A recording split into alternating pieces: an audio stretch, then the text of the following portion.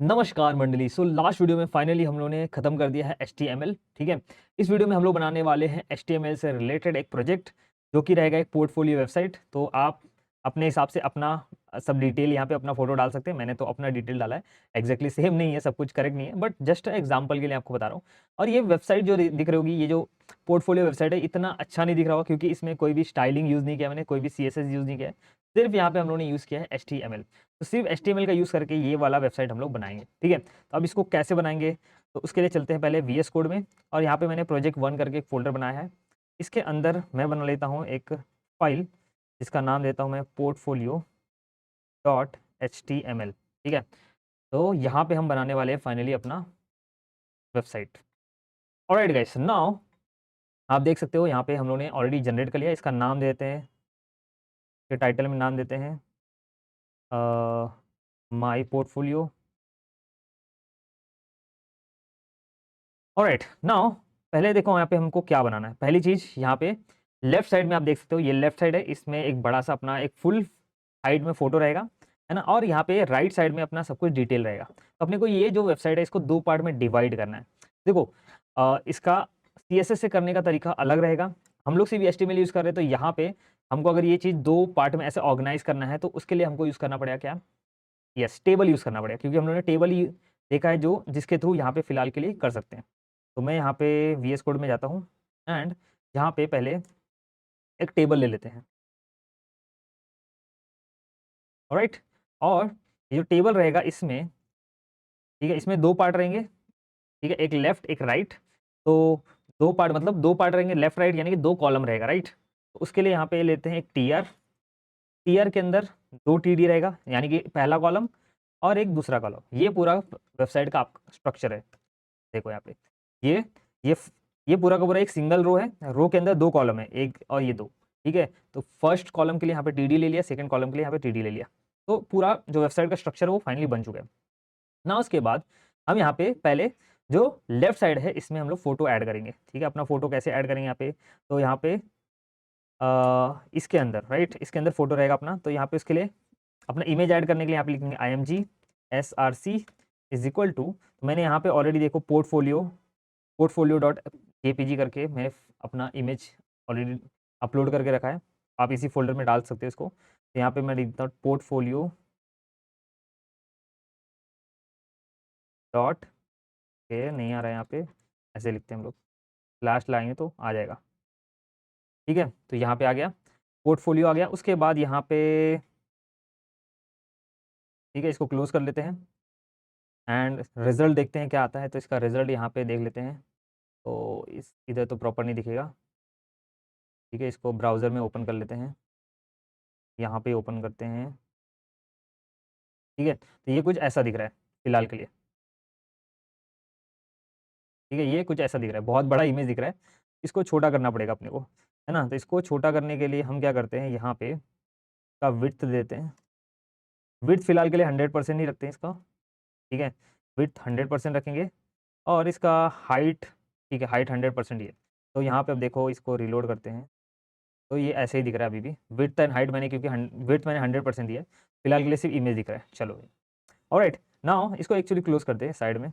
ये मेरा इमेज आ गया। उसके बाद जो साइड में, अब देखो यहाँ पे ना, आप ध्यान से देखना, जो मेरा राइट और लेफ्ट है दोनों 50-50% डिवाइड है, मतलब 50% इसके पास है, 50% इसके पास है। मैं क्या करता हूँ, यहाँ पे जो TD है, ये TD है, इसका विड्थ मैं ले लेता हूँ 50%।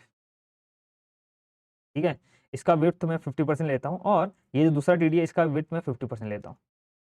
ठीक है। ऑलराइट, यहाँ पे देखो, ये 50-50 हो गया, राइट। अब देखो, ये 50-50 डिवाइड हो गया, मतलब मेरा यहाँ पे इमेज आ गया 50% में। और यहाँ पे जो खाली स्पेस है, यहाँ पे हम लोग अपना डिटेल फिल करेंगे। इसके अंदर डिटेल में पहला क्या है देख लेते हैं। यहाँ पे पहला मेरा नाम रहेगा। ठीक है। मैंने आपको सिमेंटिक टैग्स पढ़ाए थे, राइट, जिसके अंदर एक स्ट्रक्चर वे होता है। वो जो टैग्स होते हैं वही यूज करने चाहिए कोई वेबसाइट अगर बना रहे हो, राइट। हेडर मैंने दिखाया था, नैव दिखाया था, उसके बाद फुटर दिखाया था। तो हम लोग यहाँ पे जो सिमेंटिक टैग्स है ना वही यूज करने वाले हैं। ऑलराइट। तो यहाँ पे जाते हैं। पहला देखो अपना क्या है, ये हेडर है, ये वाला पार्ट समझ लो हेडर है। ठीक है। तो हेडर के अंदर देखोगे क्या है, ये मेरा नाम है, फिर यहाँ पे मतलब वेलकम टेक्स्ट है, उसके बाद यहाँ पे एस्पायरिंग वेब डेवलपर। तो यहाँ पे पहले लेता हूँ मैं हेडर, हेडर टैग लेता हूँ। हेडर टैग के अंदर मैं ले लूँगा यहाँ पे H1 टैग। ठीक है, H1 के अंदर लिख देता हूँ मेरा नाम, वैसे मेरा शर्मा नहीं है, विश्वकर्मा है, फिर भी राहुल शर्मा, करेक्ट। तो यहाँ पे देखोगे तो ये आ गया, राहुल शर्मा यहाँ पे आ गया।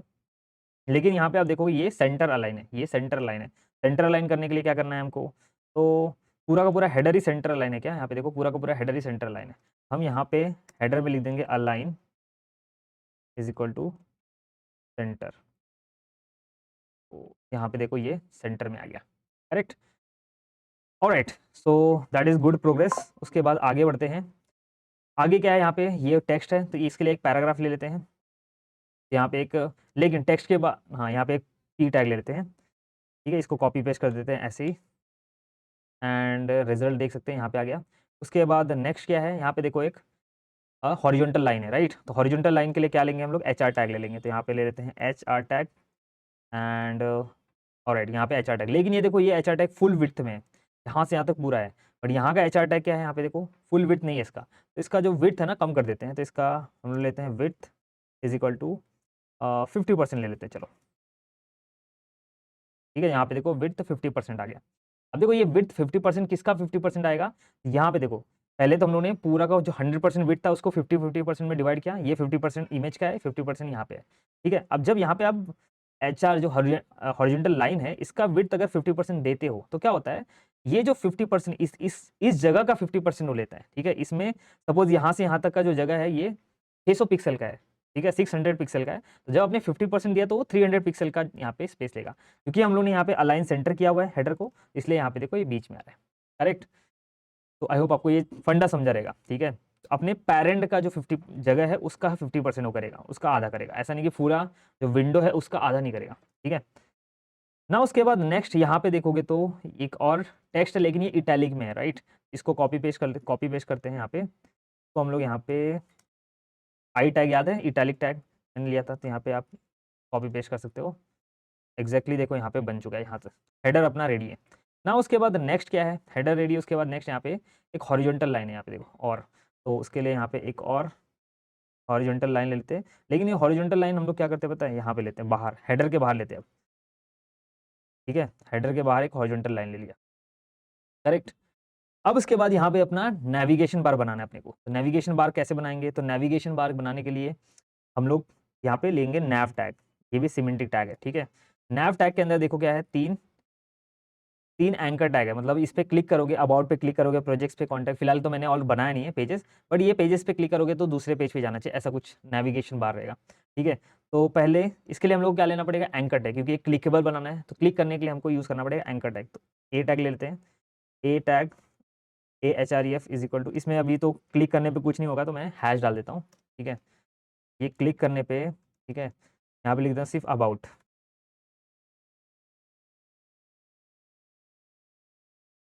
ऑलराइट। देखते हैं कहाँ पे, देखो अबाउट आ गया यहाँ पे। उसके बाद देखो यहाँ पे एक ऐसा ये है, राइट, कैरेक्टर है एक, वो कॉपी पेस्ट कर लो, या फिर आप यहाँ पे जो आई रहता है वो भी ले सकते हो, ठीक है। या फिर आपके कीबोर्ड में एक ऐसा कैरेक्टर मिल जाएगा आपको, स्लैश स्लैश में रहेगा, उसके साथ देख सकते हो आप। ये हो गया अबाउट। उसके बाद है नेक्स्ट प्रोजेक्ट्स, तो यहाँ पे लेते हैं प्रोजेक्ट्स, ठीक है। उसके बाद यहाँ पे देख लेते हैं क्या है, प्रोजेक्ट्स हो गया। उसके बाद नेक्स्ट क्या है, नेक्स्ट है कॉन्टैक्ट, कॉन्टैक्ट ले लेते हैं यहाँ पे, तो ही कॉपी पेस्ट कर लेते हैं यहाँ पे, ठीक है। नेक्स्ट क्या है, यहाँ पे कॉन्टैक्ट है, इधर भी चाहिए अपने को ये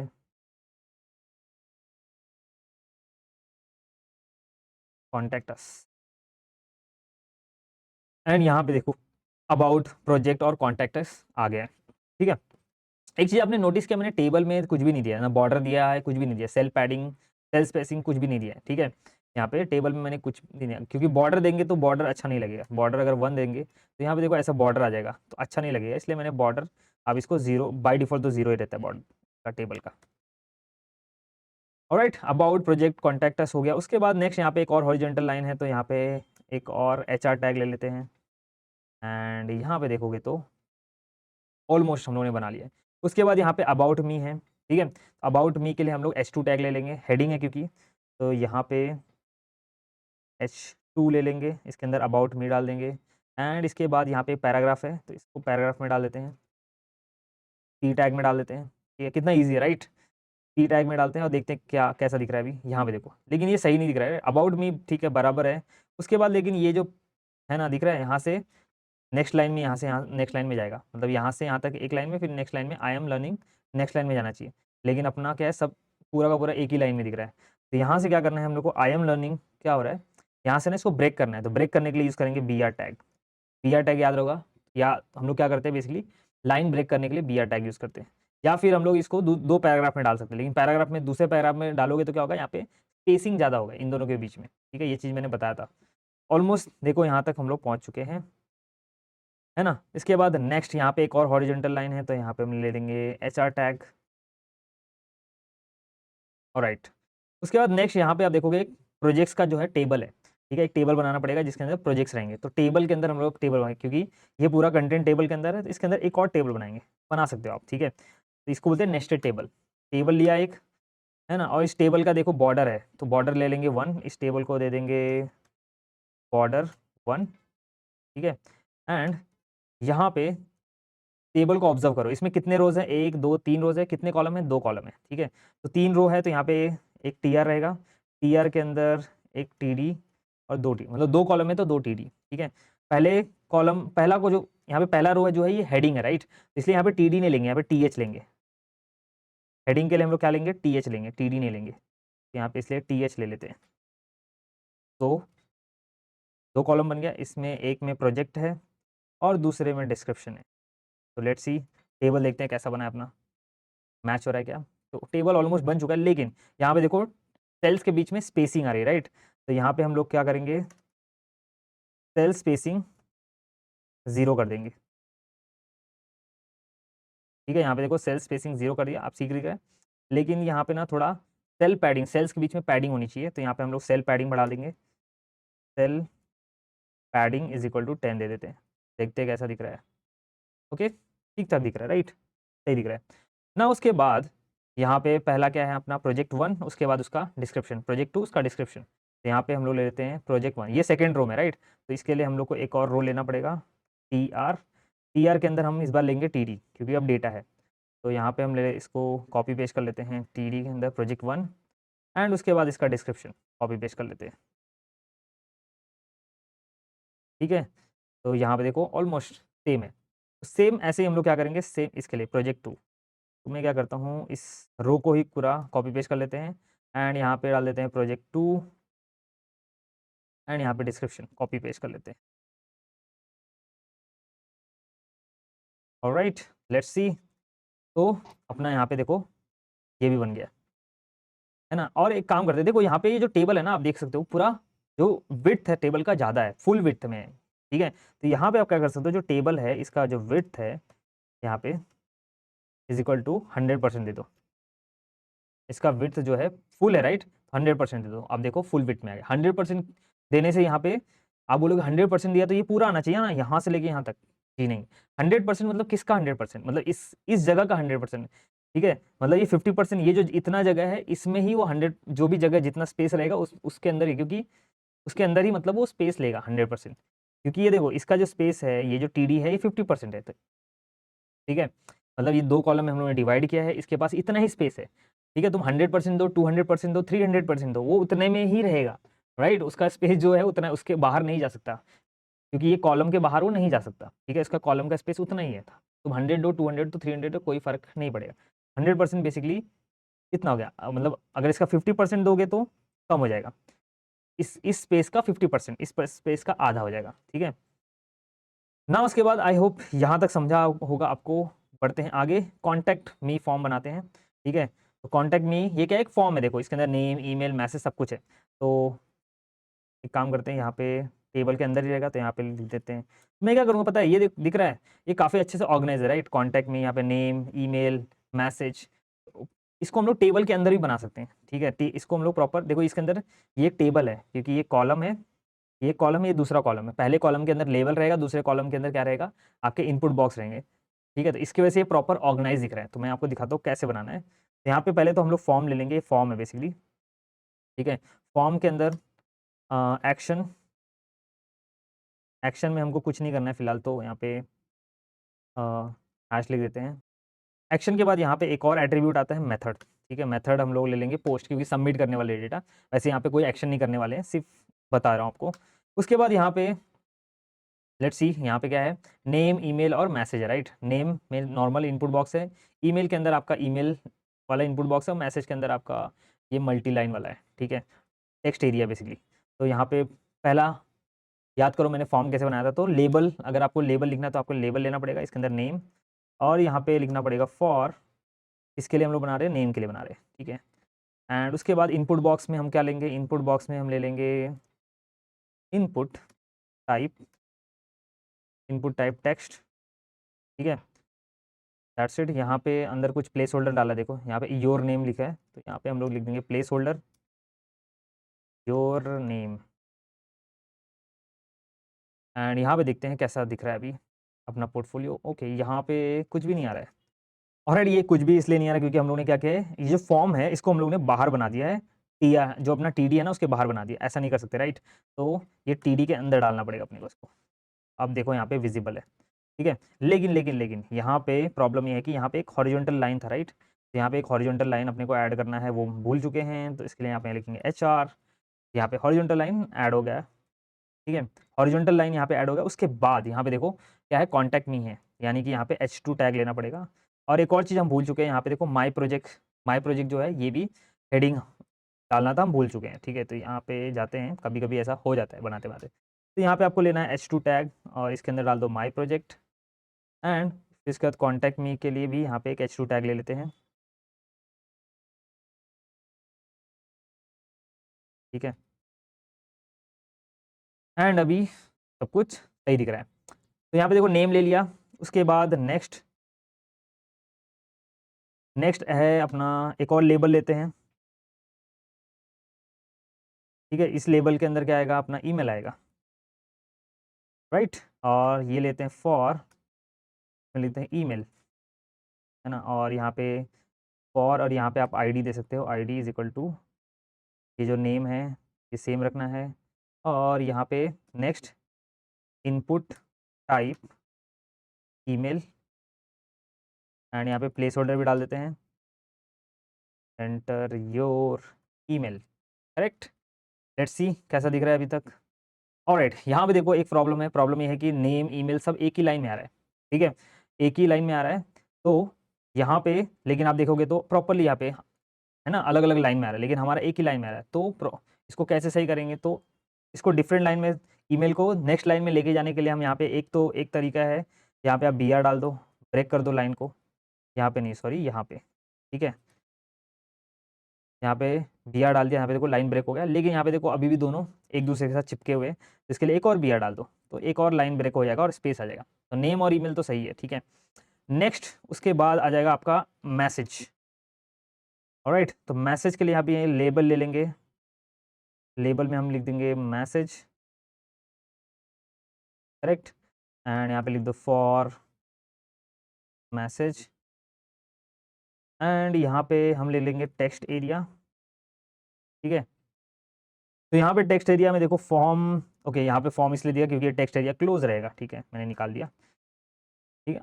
यहाँ पे टेक्स्ट एरिया प्रॉपर्ली दिख रहा है। यहाँ पे आप एक नंबर ऑफ रोज भी ले सकते हो, तो मैं यहाँ पर रोज 4 लेता हूँ, नंबर ऑफ रोज 4 लेता हूँ, तो यहाँ देखो टेक्स्ट एरिया प्रॉपर्ली दिख रहा है, ठीक है ना। उसके बाद लेकिन ये टेक्स्ट एरिया भी सेम लाइन में आ रहा है, तो सेम चीज़ आप कर सकते हो, यहाँ पे ये ब्रेक कर सकते हो, लाइन ब्रेक, है ना। तो यहाँ पे टेक्स्ट एरिया, सो मैसेज भी प्रॉपर्ली आ गया है। एंड उसके बाद नेक्स्ट है बटन, तो यहाँ पे हम ले लेंगे इनपुट टाइप सबमिट ले लेते हैं, ऑलराइट, सबमिट। एंड उसके बाद वैल्यू, इसका लेबल लेते हैं, सबमिट ही लिख देते हैं, ठीक है। एंड यहाँ पे देखो सबमिट बटन आ गया, लेकिन ये भी ये दोनों एक लाइन में आ रहा है, तो यहाँ पे भी BR डाल दो, ठीक है। तो यहाँ पे BR डाल दिया, तो सब एक लाइन में आ रहा है। लेकिन अब देखोगे तो ये जो है ना, इतना अच्छा दिख नहीं रहा है मेरे हिसाब से, जितना अच्छे से ये अलाइंड है, ये इतना अच्छे से क्यों नहीं दिख रहा है, क्योंकि यहाँ पे टेबल यूज़ हुआ है, इसके अंदर टेबल में ऑर्गेनाइज़ किया, इसको नॉर्मली ऑर्गेनाइज़ किया है, ठीक है। तो ये आपके लिए असाइनमेंट है कि आप इसको टेबल में ऑर्गेनाइज़ करो और बताओ कि कैसे ये काम करता है, क्योंकि यहाँ पे देखो अगर आप इसको टेबल में ऑर्गेनाइज़ करोगे तो ये एक कॉलम होगा, ये दूसरा कॉलम होगा। तो ये आपके लिए असाइनमेंट है। तो आप खुद से ट्राई करना, खुद का पोर्टफोलियो बनाना और इसको टेबल में ऑर्गेनाइज करना, ठीक है? 2 कॉलम में ये बनेगा एंड दैट्स इट। तो ये बन गया। उसके बाद नेक्स्ट यहाँ पे लास्ट एक चीज़ है, ठीक है? यहाँ पे लास्ट फुटर है। तो फुटर कैसे बनाएँगे? तो फुटर के लिए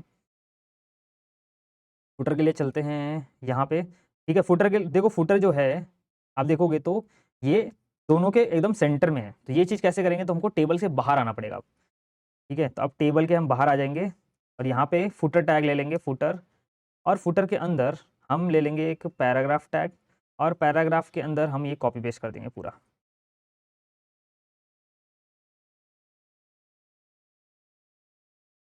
ठीक है? तो यहाँ पे देखो आ गया ये, ऑलराइट? इसको ये सेंटर में, राइट, लेकिन ये सेंटर में है, तो सेंटर में कैसे लेके जाओगे? तो यहाँ पे लिख दोगे अलाइन,